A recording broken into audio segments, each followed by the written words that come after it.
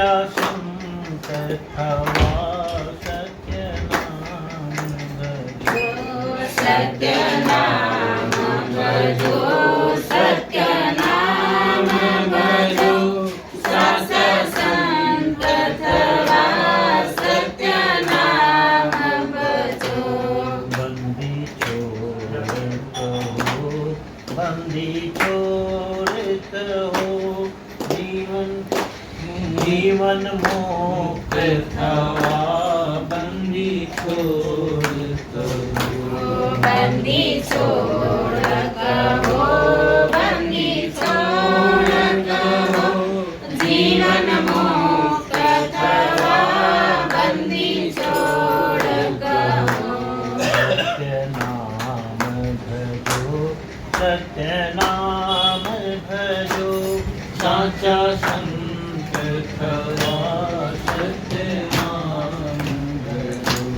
સત્ય નામ ભજો, સત્ય નામ ભજો, સાચા સંત થવા સત્ય નામ ભજો.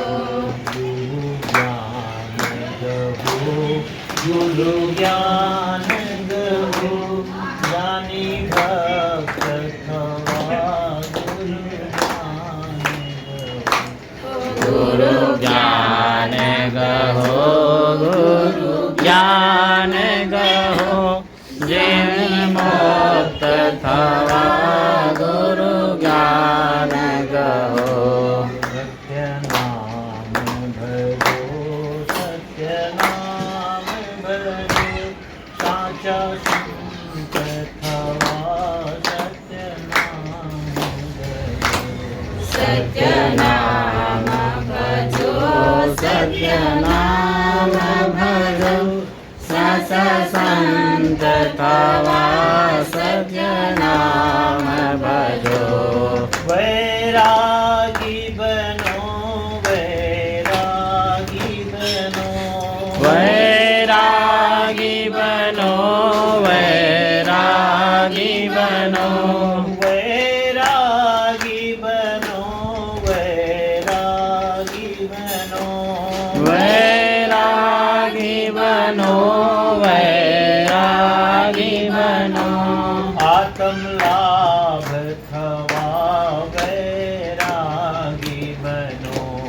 આત્મ લાભ થવા વૈરાગી બનો.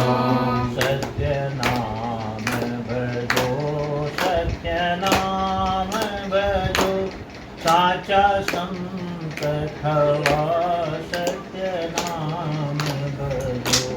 સત્ય નામ ભજો, સત્ય નામ ભજો, સાચા સંત થવા સત્ય નામ ભજો.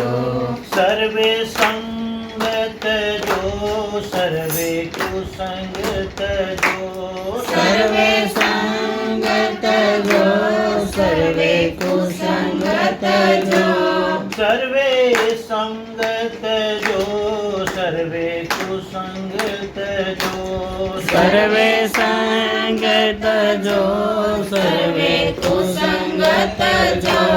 નિર્મોહી થવા સર્વે કુસંગત જો. નિર્મોહી થવા સર્વે કુસંગ સજો. સત્ય નામ ભજો, સત્ય નામ ભજો, સાચા સંત થવા સત્ય નામ ભજો. સત્ય નામ ભજો, સત્ય નામ ભજો, સાચા સંત થવા સત્ય નામ ભજો. શાંતિ ધીર ધરો, શાંતિ ધીર ધરો, શાંતિ ધીર ધરો, શાંતિ ધીર ધરો, શાંતિ ધીર ધરો, શાંતિ ધીર ધરો, શાંતિ ધીર ધરો, શાંતિ ધીર ધરો. સત્ય સાધન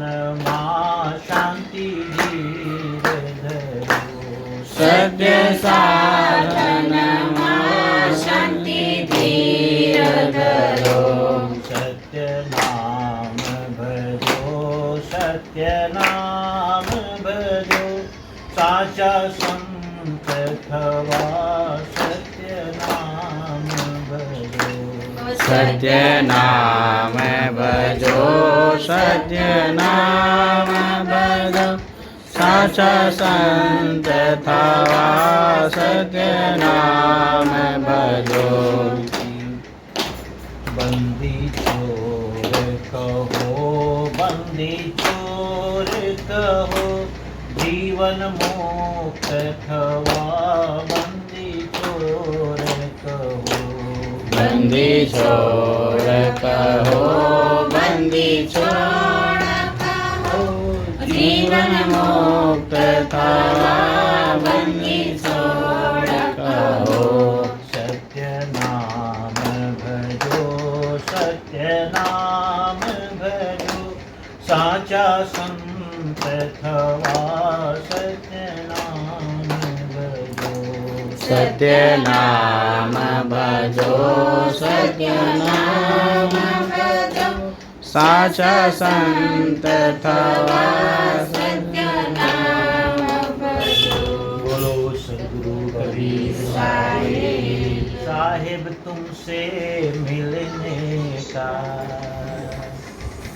भोजन एक बहाना है साहिब तुमसे मिलने का सत्संग एक बहाना है ये दुनिया वाले क्या जाने ये दुनिया वाले क्या जाने ये रिश्ता पुराना है साहिब तुमसे मिलने का सत्संग एक बहाना है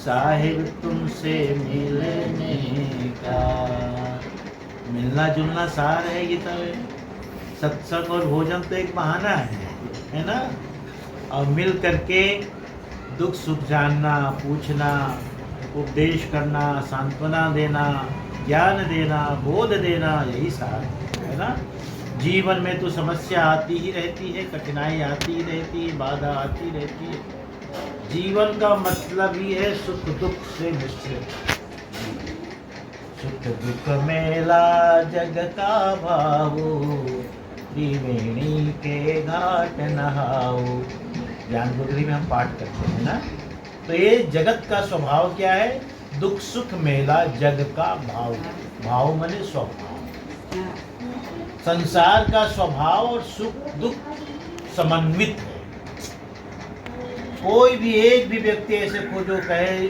उससे पूछो कि भाई तुम्हारे जीवन में सुख है कि नहीं तो कहेगा सुख तो है लेकिन दुख भी है किसी बहुत दुखी व्यक्ति से भी पूछो क्यों भाई तुम्हारे जीवन में कभी सुख आया कि नहीं हाँ सुख भी आया लेकिन दुख ज्यादा है किसी के जीवन में सुख ज्यादा है किसी के जीवन में दुख ज्यादा है ना लेकिन सुख दुख सबके जीवन में संतों के साथ भी है महंतों के साथ भी है आचार्य गुरुजनों के साथ भी है बड़े महापुरुषों के साथ भी है ना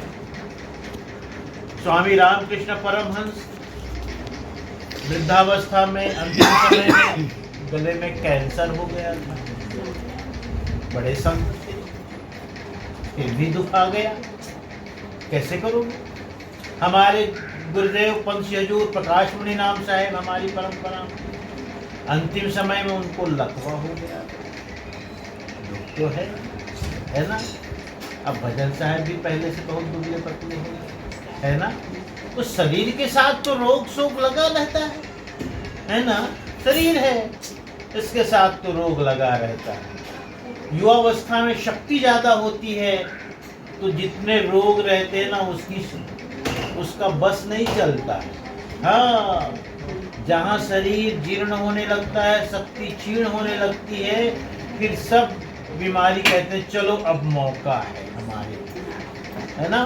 सब इकट्ठे फिर धावा बोलते हैं, आक्रमण बोलते हैं। शरीर में ताकत है तब तक बीमारी भी चुप पड़े रहते हैं, नहीं भाई अभी नहीं जाएंगे, अभी जाएंगे तो मुंह के खाएंगे, अभी हम जीत नहीं सकते, हाँ बाद में जीतेंगे। तो जब समय 50 के बाद धीरे धीरे शरीर की शक्ति क्षीण होने लगती है, फिर बीमारी आने लगते हैं, झांक झांक के देखने लगते हैं, हम भी आए क्या, हम भी आए क्या, हाँ हाँ। तो शरीर है तो दुख है, जीवन है तो दुख है। ये संसार ही है जहाँ द्वंद्व है। संसार का मतलब क्या, जहाँ द्वंद्व है। संसार का अर्थ मन भी होता है और मन में ही द्वंद्व है।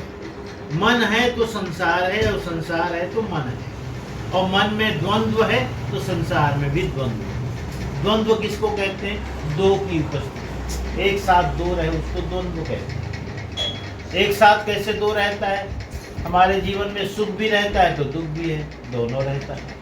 हानि भी है तो जय लाभ भी है, दोनों है ना। दिन है तो रात भी है ना। हाँ, कहीं मान मिला तो कहीं सम्मान मिला तो कहीं अपमान भी है। हाँ, ये तो सब लगा ही रहता है। सदा सम्मान मिले ऐसा नहीं होता, सदा अपमान मिले ऐसा नहीं होता, हमेशा हानि होती रहे ऐसा नहीं, कभी लाभ भी होता है, सदा लाभ ही लाभ होता रहे ऐसा भी नहीं, हानि भी होती है। तो ये संसार है जहाँ इस तरह का द्वंद्व रहता है, और ये मन का स्वभाव है। हाँ, तो जो संत होते हैं सुखी होते हैं, जिसको हम कहते हैं आनंद। अब देखो, एक सुख है, एक दुख है, एक आनंद है। सुख और आनंद एक नहीं है, ये भी समझ लो। हाँ, सुख और आनंद दोनों का अर्थ भिन्न भिन्न है और दोनों की स्थिति भिन्न भिन्न है ना। सुख किसे कहते हैं, बताओ सुख किसे कहते हैं। जैसे अभी ये पंखा चला रहे हैं, सुख मिल रहा है क्योंकि गर्मी लगी, ना चलाएंगे। एसी चला देंगे, सुख मिल जाएगा, है ना। और बहुत सर्दी हो तो हम थोड़े से हीटर जला देते हैं, सुख मिल जाता है। अच्छे सर्दी है, जैकेट पहन लेते हैं, सुख मिल जाता है। यहाँ से हमें 10-5 किलोमीटर जाना है, पैदल जाएंगे तो आराम नहीं रहेगा, है ना, दुख मिलेगा, है ना। लेकिन वही हम अपनी गाड़ी से जाते हैं, सुख मिल गया। अब सुख किसे कहेंगे फिर, जिससे हमारी इंद्रियां खुश हो, वो सुख है ना। यानी सुख का संबंध इंद्रियों से है। हर एक इंद्रियां हैं अपने अपने अनुसार से चाहती हैं। कान बढ़िया सुनना चाहता है, आँख अच्छा देखना चाहती, मुख है, जीभ है, अच्छा स्वाद चाहती है ना। ऐसी सभी इंद्रियां हैं अपने अपने भोगों की तरफ दौड़ती है ना। और उसके साथ भोगों का संबंध हो जाता है तो उसी को हम सुख कहते हैं। बहुत अच्छा लगा, जैसे अच्छा भोजन मिला, स्वादिष्ट भोजन है, मुंह में लेते हैं, मुंह में लेने के साथ आहा, अद्भुत स्वाद, बहुत सुंदर, ऐसा कभी खाया। अब क्या है वो, जीभ का जो जिह्वा है उसका विषय क्या है, अच्छा स्वाद। और जीभ का अच्छे स्वाद से मिलन हो गया तो वहाँ सुख उत्पन्न होता है ना। जो प्रकट होता है उसी को सुख कहते हैं। अब जैसे ये हाथ है, त्वचा है ना, ये त्वक इंद्रिय है ना। और यही है, अगर कोई कोमल यहाँ जैसे बिस्तर है तो शरीर को बढ़िया लगता है ना। हाँ, और वही अगर थोड़ा सा गद्दा मोटा हो गया, उबड़ खाबड़ हो गया, और कैसे कैसे हो। कल हम गए थे परसों दीपक भाई के शोरूम में, नया जो शोरूम है, तो हमें दिखाया साहब, यहाँ जो गद्दे हैं चाहे 80,000 प्लस है, यानी 80,000 से ऊपर के एक गद्दे हैं। हम भी ऐसे देखे, इतना मोटा था ना, इतना मोटा था। अभी हम विदेश गए थे तो हमको ऐसे ही गद्दे में सोने को मिलता था, लेकिन हमको नींद कम आती थी उसमें। हमको तो ऐसे ही गद्दे अच्छे लगते हैं, मोटे, है ना। उसमें तो ऐसा लगता था हम घुस गए, धस गए भीतर। हाँ हाँ, तो जिनको आदत है आदत है, तो हम सुख के लिए सब साधन अपनाते। दीपक भाई ने भी एक चीज और दिखाई, कैसा भी बेड शीट और सब मिला करके 18,000 का एक पूरा का पूरा उसका है। इसमें तकिया का खोल है, ओढ़ने का है, बिछाने का है। अब लोग अपने सुख के लिए कितना खर्च करते हैं, हाँ, कितना कुछ। तो ये जो इंद्रियों से संबंध है और इंद्रियों से विषय का संबंध होता है, विषय माने सब्जेक्ट, जो इंद्रियां चाहती उसको विषय कहते हैं, है ना। उससे संबंध होता है तो वहां से सुख उत्पन्न होता है, आनंद नहीं होता। इंद्रियों का विषय से संबंधित होना सुख कहलाता है, और सुरति का शब्द से मिलना आनंद कहलाता है। हाँ, चैतन्य का, चैतन्य से, निरक्षर पुरुष से, आदि पुरुष से, है ना, जिसको कहते सतनाम से, इससे जब हमारी सुरति जुड़ती है वहां आनंद की प्राप्ति है ना। यानी सुख जो है क्षणिक है, आनंद सदा रहेगा, है ना। और एक बात और भी, सुख से धीरे धीरे उबासी भी आने लगती है, लेकिन आनंद से कभी उबासी, है ना। कोई अच्छा भोजन चीजें तुम बहुत अच्छा पसंद करते हो, पहले दिन बहुत स्वाद से खाओगे, दूसरे दिन भी वही स्वाद से खाओगे, तीसरे दिन थोड़ा सा स्वाद में मन भरा रहेगा, अरे चलो खा लेते हैं। चौथे, पांचवें, छठे, सातवें दिन के बाद अरे रोज रोज यही क्या खिला रहे हो, बहुत पसंद था आपको, था ना। लेकिन आपको रोज रोज खाने में उससे उबासी आ जाए, है ना। एक ही गाड़ी में बहुत दिन तक चलते रहोगे, ये गाड़ी बदलो भाई।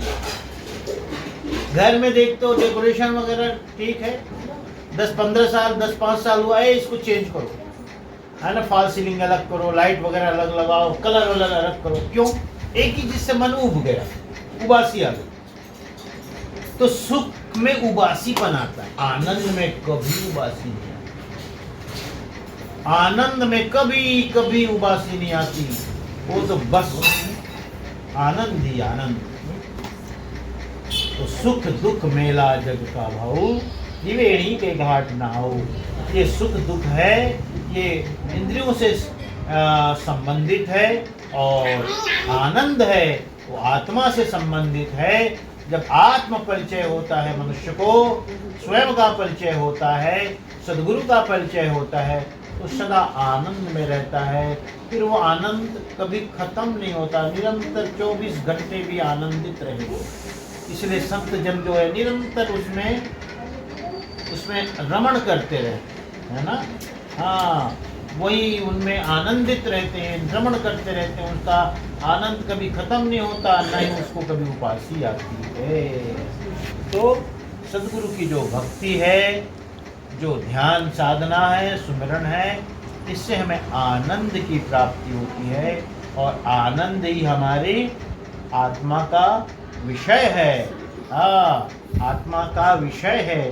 तो संसार के साधनों से, संसार की सुविधाओं से हमें सुख की प्राप्ति हो सकती है, लेकिन आनंद तो गुरु की शरण में आकर के, गुरु से बोध और उपदेश प्राप्त करके, सुमिरन भजन करके, ध्यान करके हमें आनंद की प्राप्ति है।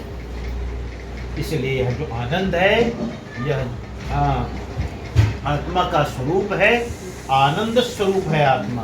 तो हम जब अपने आप में अवस्थित होते हैं तो हमें आनंद की प्राप्ति होती है। इसलिए अभी ये जो भजन गाया गया, इसमें बड़ी सुंदर बात कही। शांति साहब का बनाया भजन है, जो अपने जामनगर के थे। क्या कहते हैं?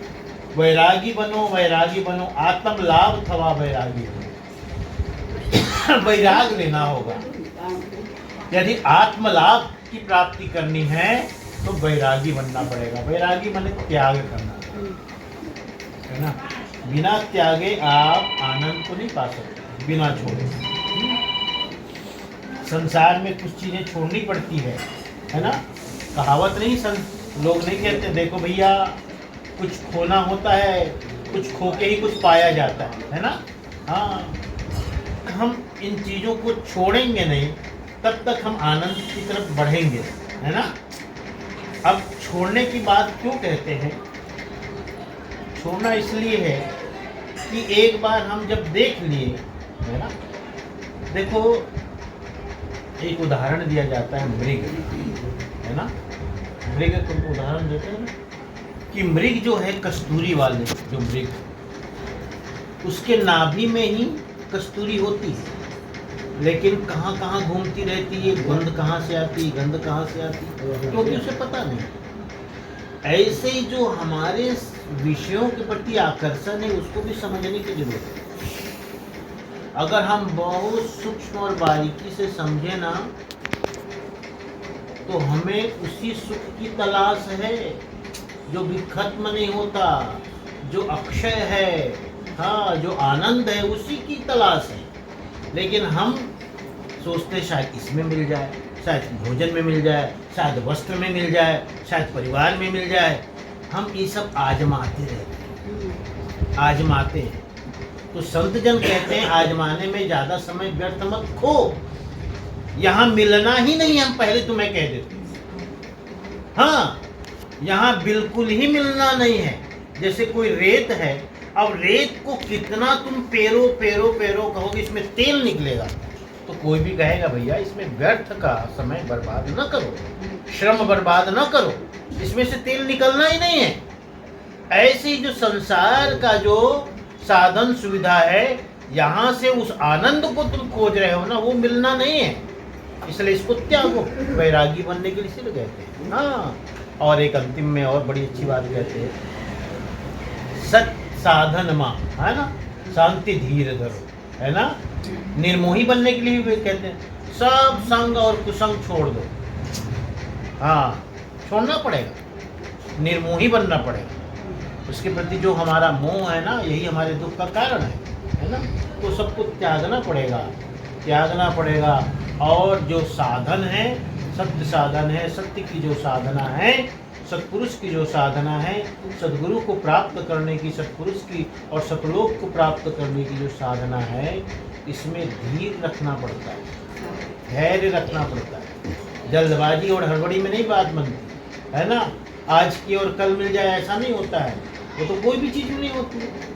हाँ, दवा भी 4 दिन बाद भी फायदा दिखाती है ना।